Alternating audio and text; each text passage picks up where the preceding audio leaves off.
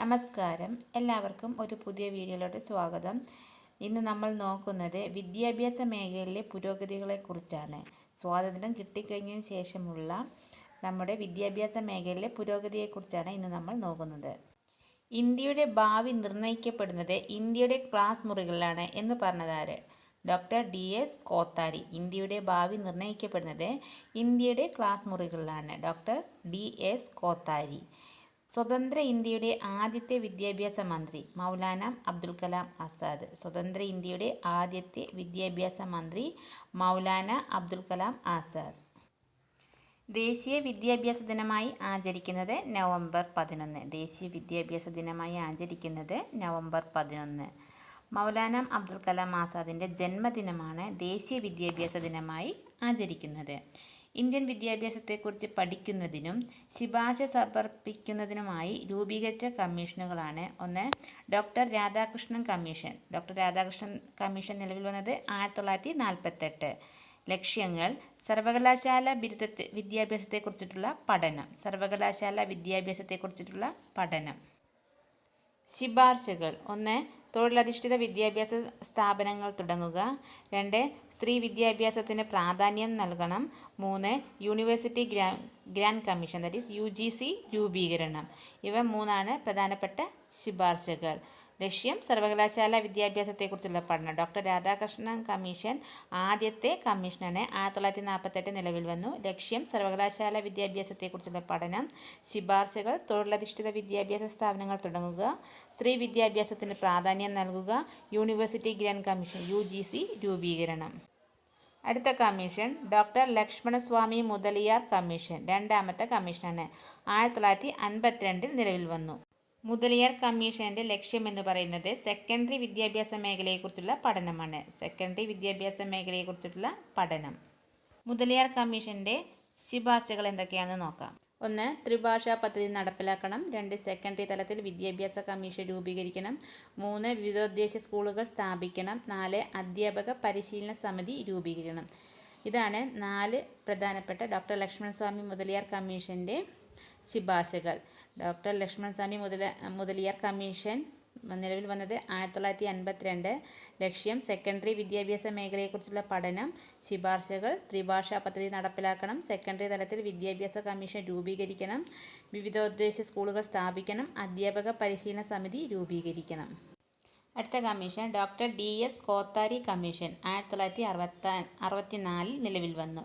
Doctor DS Kothari commission. ലക്ഷ്യം: വിദ്യാഭ്യാസത്തിൻ്റെ ദേശീയ മാതൃകയെ പറ്റിയിട്ടുള്ള നിർദ്ദേശം. വിദ്യാഭ്യാസത്തിൻ്റെ ദേശീയ മാതൃകയെ പറ്റിയുള്ള നിർദ്ദേശം. ശുപാർശകൾ: ഒന്നാമത്തെ 10+2+3 എന്ന മാതൃകയിൽ വിദ്യാഭ്യാസം നടപ്പിലാക്കണം. രണ്ടാമത്, സെക്കൻഡറി തലത്തിൽ തൊഴിലധിഷ്ഠിത വിദ്യാഭ്യാസം നടപ്പിലാക്കണം. 3, മൂല്യവിദ്യാഭ്യാസത്തിന് ഊന്നൽ നൽകണം. 3 ശുപാർശകളാണ് പ്രധാനമായും ഡോക്ടർ DS കോത്താരി കമ്മീഷനിൽ പറയുന്നത്. 1, 10+2+3 എന്ന മാതൃകയിൽ വിദ്യാഭ്യാസം നടപ്പിലാക്കണം. 2, സെക്കൻഡറി തലത്തിൽ തൊഴിലധിഷ്ഠിത വിദ്യാഭ്യാസം നടപ്പിലാക്കണം. 3, മൂല്യവിദ്യാഭ്യാസത്തിന് ഊന്നൽ നൽകണം.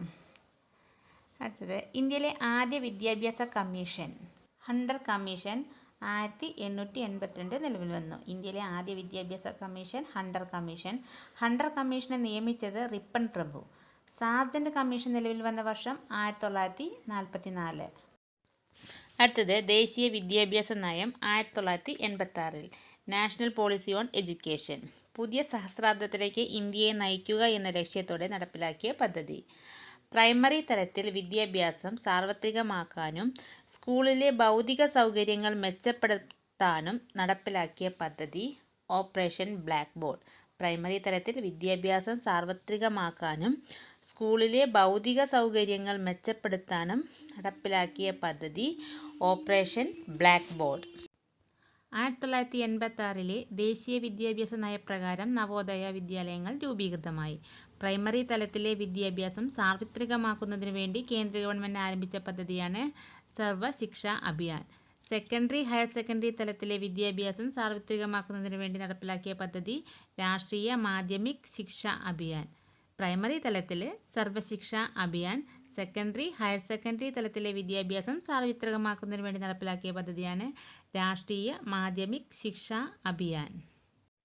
അടുത്തത് വിദ്യാഭ്യാസത്തെ സംസ്കാരവുമായി ബന്ധിപ്പിക്കുക എന്ന ലക്ഷ്യത്തോടെ കേന്ദ്ര സാംസ്കാരിക വകുപ്പ് രൂപീകരിച്ച സ്ഥാപനം centre for cultural resource and training 1979 ന്യൂഡൽഹിയിൽ രൂപീകരിച്ചു.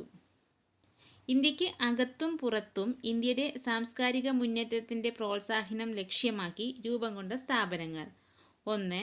സംഗീത നാടക അക്കാദമി, ന്യൂഡൽഹിയിലെ Sangeet Natak academy. The national academy of dance, drama and music എന്നാണ് മുമ്പ് അറിയപ്പെട്ടിരുന്നത്. സംഗീതത്തിൻ്റെയും നാടകത്തിൻ്റെയും പ്രോത്സാഹനമാണ് ലക്ഷ്യം. അടുത്തത് ലളിതകലാ അക്കാദമി, ന്യൂഡൽഹിയിലെ ലളിതകലാ അക്കാദമി. ഇന്ത്യക്ക് അകത്തും പുറത്തും ഇന്ത്യൻ കലകളുടെ പ്രചാരണമാണ് ലക്ഷ്യം.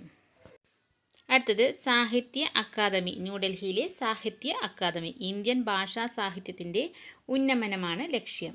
4. നാഷണൽ സ്കൂൾ ഓഫ് ഡ്രാമ, ന്യൂഡൽഹിയിലെ സംഗീത നാടക അക്കാദമിയുടെ കീഴിൽ സ്ഥാപിതമായി. National school of drama Sangeetha Nataka അക്കാദമിയുടെ കീഴിൽ സ്ഥാപിതമായി. സ്കൂൾ ഓഫ് ഡ്രാമ എല്ലാ വർഷവും നാടകമേള നടത്തുന്നു. അടുത്തത് national book trust of India, New Delhi. കുറഞ്ഞ ചെലവിൽ പുസ്തകങ്ങൾ പ്രസിദ്ധീകരിക്കുക, വായന വളർത്തുക. നാഷണൽ ബുക്ക് ട്രസ്റ്റ് ഓഫ് ഇന്ത്യയുടെ അടുത്ത ലക്ഷ്യം ഇന്ത്യൻ പുസ്തകങ്ങൾ സ്വദേശത്തും വിദേശത്തും പ്രോത്സാഹിപ്പിക്കുക എന്നതാണ്. അടുത്തത് ദേശീയ വിദ്യാഭ്യാസ നയം 2020. ദേശീയ വിദ്യാഭ്യാസ നയം 2020 നിലവിൽ വന്ന തീയതി 2020 ജൂലൈ 29. ഇന്ത്യയിൽ 2020 നിലവിൽ വന്ന പുതിയ പാഠ്യരീതി 5+3+3+4. പഴയ രീതി 10+2+3. 3 വർഷത്തെ അംഗൻവാടി പ്രീ സ്കൂൾ പഠനം ഉൾപ്പെടെയുള്ള 12 വർഷത്തെ സ്കൂൾ പഠനമാണ് പുതിയ പാഠ്യപദ്ധതി നിഷ്കർഷിക്കുന്നത്. 5ാം ക്ലാസ് വരെയുള്ള പഠനം മാതൃഭാഷ അല്ലെങ്കിൽ പ്രാദേശിക ഭാഷയിൽ ആയിരിക്കും. 6ാം ക്ലാസ് മുതൽ ഇന്റേൺഷിപ്പിലൂടെ തൊഴിലധിഷ്ഠിത പഠനം. പുതിയ വിദ്യാഭ്യാസ നയം തയ്യാറാക്കിയ സമിതിയുടെ ചെയർമാൻ ഡോക്ടർ കെ കസ്തൂരിരംഗൻ. കേന്ദ്ര മാനവ വിഭവശേഷി മന്ത്രാലയത്തിൻ്റെ പുതിയ പേര് വിദ്യാഭ്യാസ മന്ത്രാലയം.